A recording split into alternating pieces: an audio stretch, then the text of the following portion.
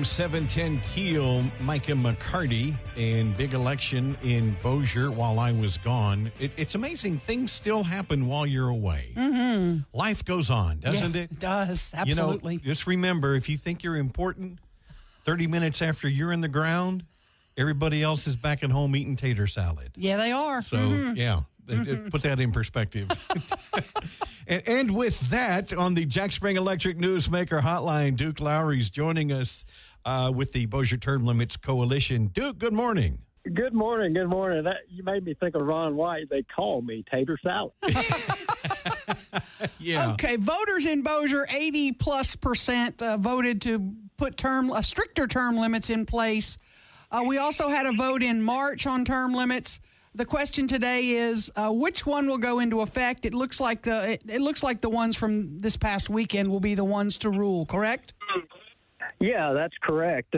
We've known all along that the last one out of the gate per se, that would be the rule of the land. Now, I always contended that there was the possibility that someone would jump up and challenge or try to challenge that. There is a provision in the charter that says that you can't have two amendments of the same subject to the charter within a certain time period. But because this was ordered by the Second Circuit Court of Appeals to put it on the ballot, at the end of a case, I don't know that argument would be very sound from anybody in Bossier. Okay, there is a concern that I have gotten from a few people saying that a lifetime ban after 3 terms might be unconstitutional. State lawmakers don't have that. Other cities don't have that. What do you say to that?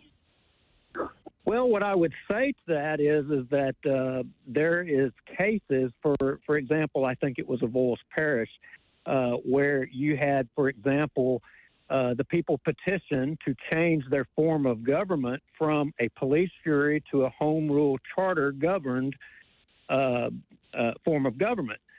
And when they did that, literally the sitting police jurors were term limited out of their office. They lost their seat.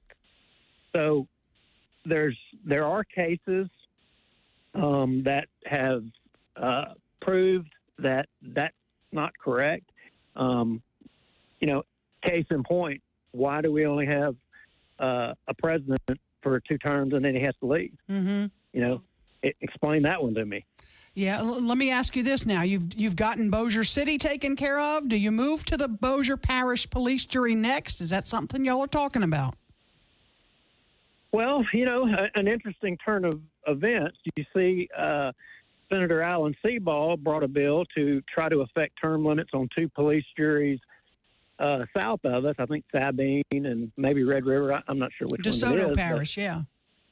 Yeah, we are watching closely to see how that progresses. Interestingly, he didn't include Bossier.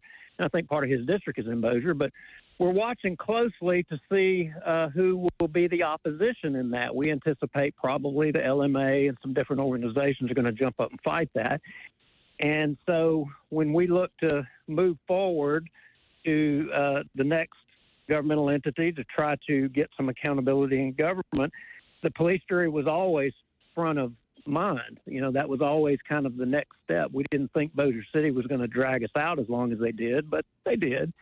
And, we're going to see how that goes in the legislature, and then we may have a visit with the police jury in Bossier and see what they have to say.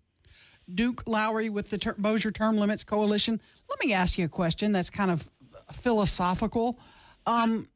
We had several Bossier council members who had been there many, many, many years. 30. They're not making tons of money. What is it about wanting to be on the city council that makes those folks want to be so entrenched? Are they making, why? That's a good question.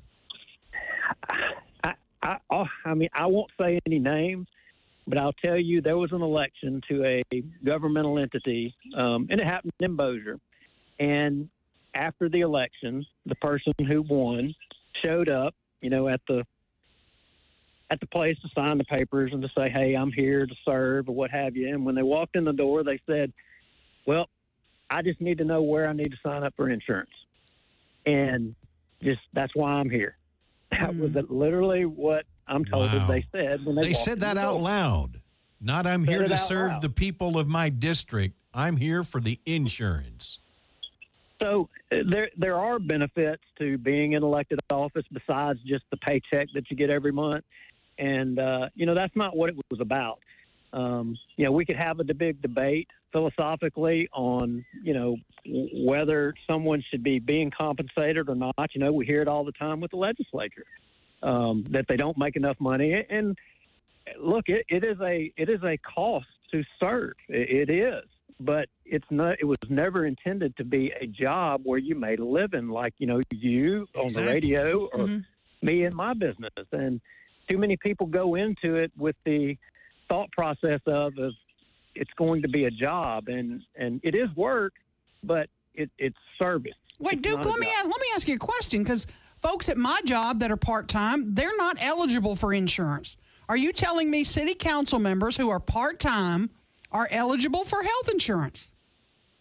Yes, they're technically considered an employee of the city, and they can sign up on the city insurance. Part-time employees in Bossier can get health insurance. I'm not saying part-time. I'm saying the councilman. Really? Well, maybe we need to change that.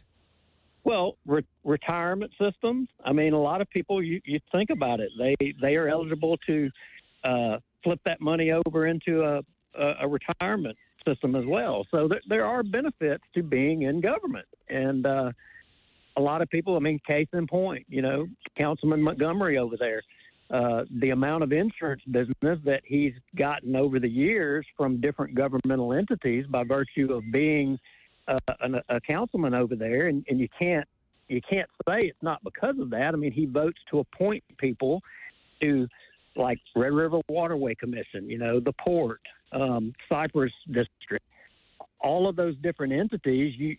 You're picking the person that's going to be on there, and then you go put in a bid for the insurance. Well, you're in pretty good shape to get it. Wow. Well, it was a big win for you guys. I know you're thrilled with the 80% supporting for term limits, and now we'll keep an eye. It's going to be a pretty new council in July, almost all new faces. Hey, it is, and if you'll give me just a moment, I want to thank the citizens of Bossier City. You guys stepped up to the plate. You educated yourself on the issues. You knew the difference between prospective and retroactive, and you were engaged. And for all of the people on the Bossier Term Limits Coalition that stepped up and worked their butts off to make this happen, it was a team effort. And, this just proves to everybody out there, you don't have to be an elected official to be able to change the way you're governed. You can make a difference, and I encourage everybody to get involved. You can fight City Hall. Thank you so much. Yes, ma'am. Thank y'all. All right, Duke Lowrie, Bossier Term Limits Coalition, Mike Erin McCarty, 101.7 FM, 710 KEEL.